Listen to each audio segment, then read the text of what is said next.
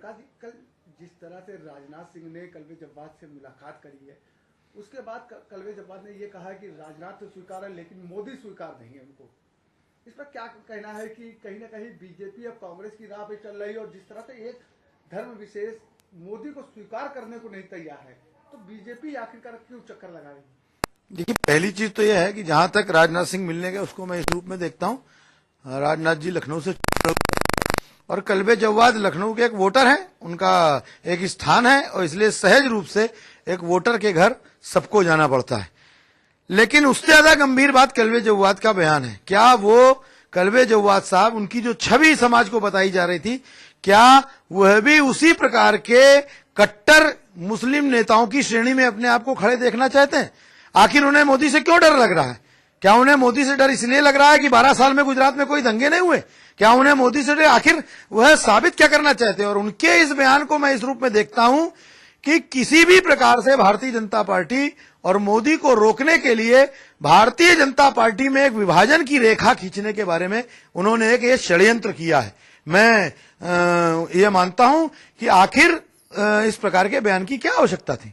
जिस तरह से उन्होंने कहा है कि राजनाथ स्वीकार है, बीजेपी स्वीकार है, लेकिन मोदी स्वीकार नहीं है, तो कहीं ना कहीं एक तरह से एक धर्म के नहीं, मुझे लगता है कि उनके स्वीकार करने न करने से कुछ नहीं होता।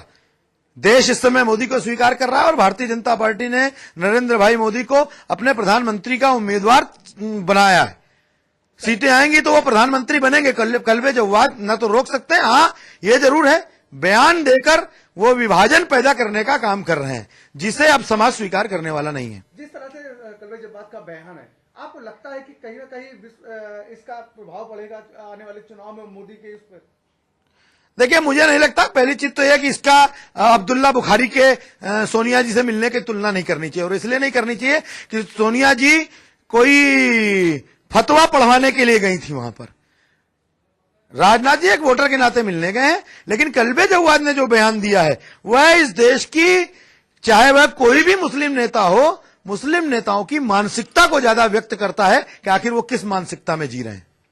और बात मैं कहना चाहता हूं, कलवे जव्वाद जी अगर ये कहते हैं कि उन्हें मोदी नहीं पसंद है, तो उन्हें यह भी ध्यान रखना चाहिए कि इस देश के बहुसंख्यक समाज को, जिसकी आबादी इस देश में 85% है, जो देश में राम मंदिर का निर्माण चाहता है, जो देश में कश्मीर से धारा 370 हटाने के पक्ष में है, जो देश में समान नागरिक संहिता के पक्ष में है, ऐसे बहुसंख्यक हिंदू समाज को मोदी में विश्वास है। वो ये भी ध्यान रखें, उन्हें पसंद हो ना पसंद हो, देश के हिंदू समाज को मोदी पसंद है।